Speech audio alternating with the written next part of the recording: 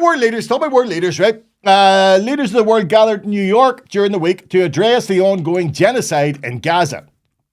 Donald, however, who addressed the assembled world leaders, well, he had more pressing issues, such as the fact someone turned off an escalator as soon as he stood on it, and his shock horror of all, his auto cue didn't work. All I got from the United Nations was an escalator that on the way up stopped right in the middle. If the First Lady wasn't in great shape, she would have fallen. But she's in great shape.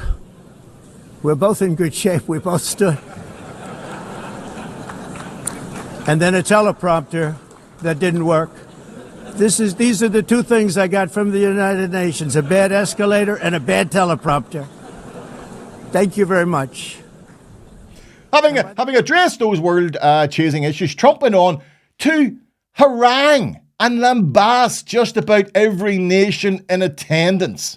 Even jolly old England got a touch, even after Keir Starmer had pimped out the royal family for Trump only a few days earlier. Trump naturally humbly proclaimed himself a genius. He had seemingly stopped numerous wars. This is all playing into his ambition to get the Nobel Prize for Peace, which he will never get. But there's all this shite that he's going over it. And then he said that all the other leaders in the UN were failures. He then added salt to the wound. Right? You couldn't believe this.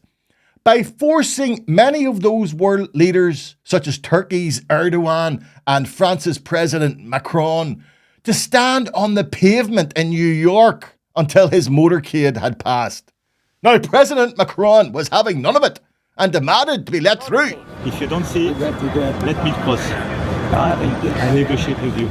So, what do you do when you're the French president and the NYPD won't let you cross the road? It's a bit like a chicken crossing the road joke, but it's not a joke. Well, you get on the phone and give off to the man holding you up, Trump. Guess what? I'm waiting in the street because everything is frozen for you. To his eternal credit, Macron refused to be delayed by the tangoed idiot and walked to his embassy in Washington. During that saunter through Washington, he even managed to take a few selfies with adoring fans. A French delegation on a New York City stroll with their president, stopping to pose for pictures, as you do. Can you imagine Trump getting out of his car and going for a walk these days? The man is so hated, he couldn't even show his face during his visit to the UK. They had to stick him behind the high walls of Windsor Castle for the whole time he was there.